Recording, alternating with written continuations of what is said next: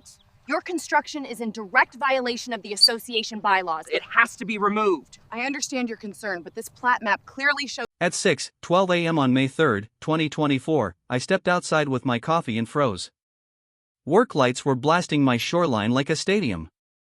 A generator rattled. Cold lake air slapped my face. The smell of wet asphalt and diesel mixed with pine. And there, right on my lake lot, 3 guys in orange vests were drilling posts into the mud like they owned the place. One of them waved and yelled, "Warning! HOA project." I just stood there in my slippers, watching fresh lumber slide off a trailer onto my grass. That's how I found out HOA built a private dock on my lake lot without asking. Then I pulled the plat map. I didn't even have time to be confused. A lady in a crisp white visor marched down the path like she was in a parade. Brenda, HOA president. She smiled the way people smile when they're about to steal your fries. She said, "Don't worry, it's for the community." I said, "On my land?" She blinked like my words were a fly. She held up a clipboard and tapped it. "Board approved improvement. You'll enjoy it too." I said, "I didn't approve anything." She leaned closer and whispered like it was a secret, "You're one of us. Sometimes we just have to move fast." I tried the nice way first, because I'm not trying to be a villain in flip-flops. I walked to the next door neighbor, Mark, and asked if he knew about it.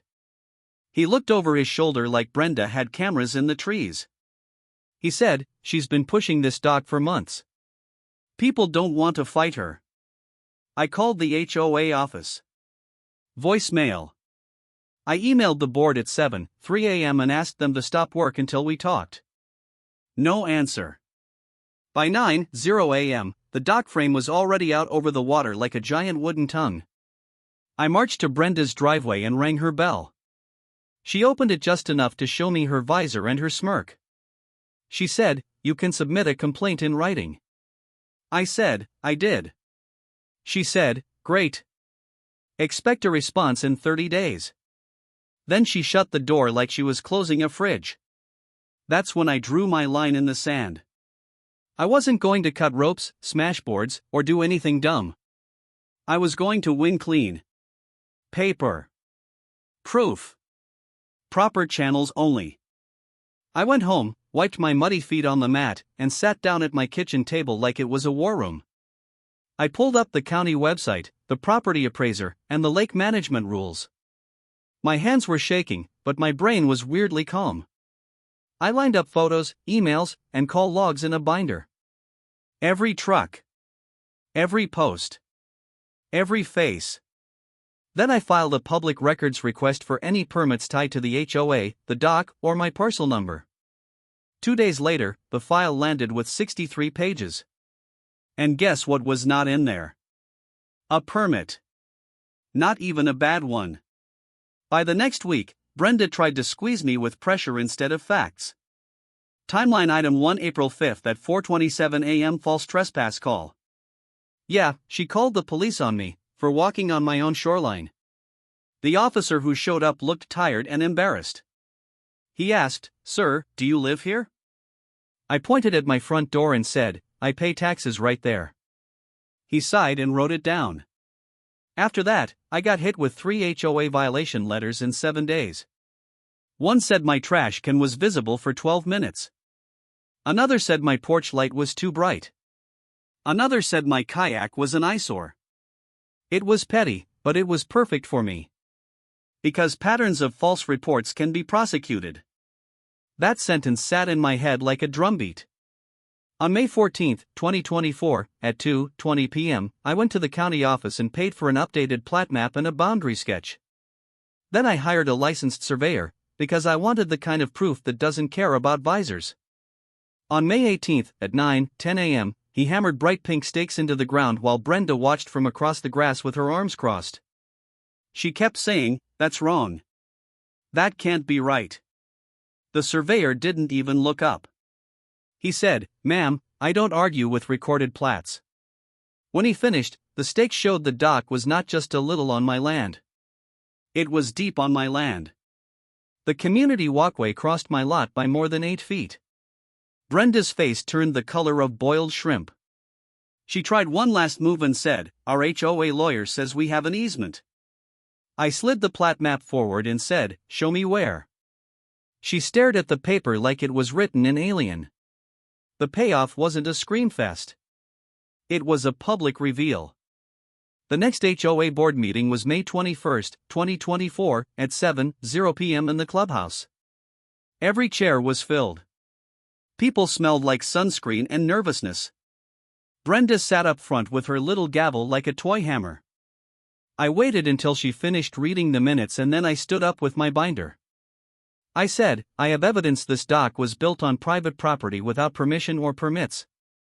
Brenda tried to cut me off, but the room leaned toward me like it was movie night. I laid it all out.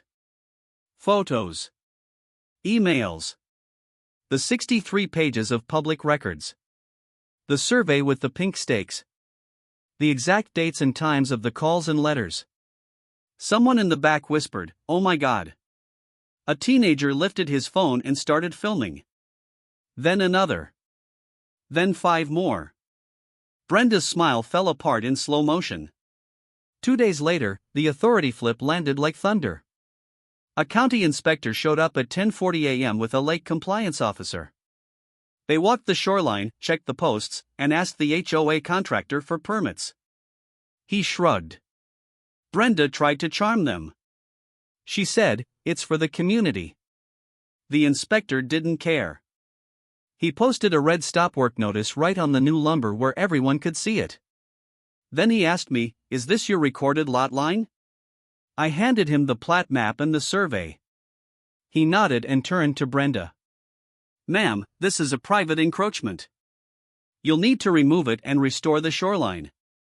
The lake officer added that any structure over the water needed proper approval. Brenda started talking fast, blaming a committee, blaming a misunderstanding, blaming the wind. The inspector wrote anyway. Neighbors stood on their decks laughing like they couldn't help it. Somebody said, "Brenda finally met her match." And yes, the video hit the neighborhood group chat before lunch. By June 6, 2024, the dock was coming apart piece by piece, like a bad idea in reverse. The HOA paid for removal and cleanup, plus a replanting plan for the trampled grass and shoreline. It totaled $7,800, and I didn't pay a dime. The board held a vote, and Brenda resigned in the way people resign when their name is already on the fire. The new president came by with a real apology and a small gift card for my trouble. Mark next door finally exhaled and said, "I forgot what it feels like to not be scared of the HOA." A week later, a few neighbors showed up with folding chairs and we watched the sunset from my now empty shoreline, like normal humans. The lake was quiet again. And my coffee tasted better when no one was building surprise docks on my land. Please follow for more HOA showdowns like this. Do you think she got what she deserves? Comment below.